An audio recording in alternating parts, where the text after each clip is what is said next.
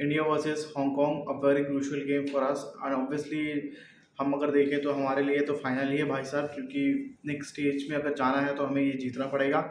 जबकि देखा जाए तो हांगकांग भाई साहब एक बड़ी कॉम्पिटिटिव टीम है एंड वो हमेशा हाई लेवल्स टीम्स के क्या बोलते हैं कंट्रीज के साथ खेली है मैचेस, और हम उतना हाई लेवल पे नहीं खेल रहे हैं।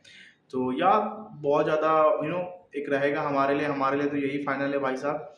एंड हाँ, हम चाहेंगे ऑब्वियसली कि जीत करके डायरेक्ट यहाँ से क्वालिफिकेशन ले नेक्स्ट राउंड के लिए, ना कि हम सेकंड आकर के वो दोबारा जितने भी सेकंड पोजीशन टीम्स हैं उनके साथ फाइट करके फिर जाएं।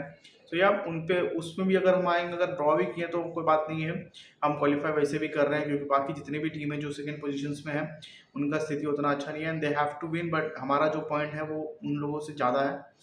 तो हम ऐसे जाएं या वैसे जाएं, लेकिन एक होता है ना कि जीत कर जाने के बाद हमारा जो वो होता है ना कि बूस्ट हो जाता है एनर्जी, दैट हाँ हम जीत करके जा रहे हैं तीनों के जीत करके जाना, इट विल बूस्ट द सारा टीम का मोराल ऊपर हो जाएगा एंड भाई साहब फिर तो क्या ही वाहिनी आ रहे भाई साहब।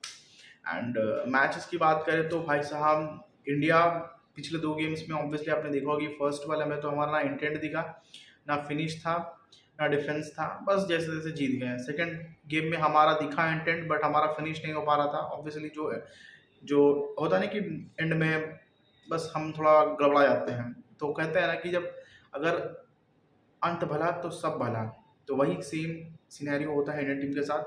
हम अगर स्टार्टिंग में गोल नहीं खाते हैं, स्टार्टिंग में अच्छे डिफेंडिंग कर लेते हैं और एक गोल स्कोर कर देते हैं, हम लास्ट में जाके हकते हैं। दैट इज, अगर तुम कोई भी हो ना या किसी भी बड़े जाके एनालिस्ट से पूछ लो, that we always backfire in the ending 90th minute में, हम हकते बहुत ज़्यादा हैं। इनफैक्ट उस टाइम पे हम बैकफायर भी करते हैं, हमारा बहुत ज़्यादा डिफेंडिंग लो होता है, बहुत ज़्यादा गैप्स छोड़ते हैं, काउंटर पे हम बहुत ज़्यादा ओपन हो जाते हैं ऑब्वियसली, क्योंकि हमारा मिडफील्ड जब अगर आप देखें तो उतना स्ट्रांग नहीं है। क्योंकि अब जैसे कि अगर लेफ्ट विंग की बात की जाए और राइट विंग की बात की जाए, तो वहाँ पे हम तो श्योर है that Ashique will play and here Manvir is there. So yeah अगर सेंट्रल मिडफील्ड की बात करें तो obviously I will go over Samad, Abdul Samad, then Liston Colaco, because वो उस रोल पे सूट नहीं करता उतना ज़्यादा, बहुत ज़्यादा मिस्टेक्स करता है, फाउल करता है।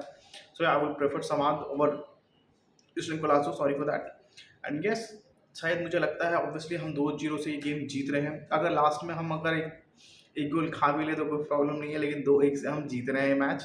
सो या देखना पड़ेगा, हमारी नज़र इस पर रहेगी एंड मैं तो चाहूँगा ईगोस्ट्री मैच को भाई साहब all the best and all the best to the Indian team.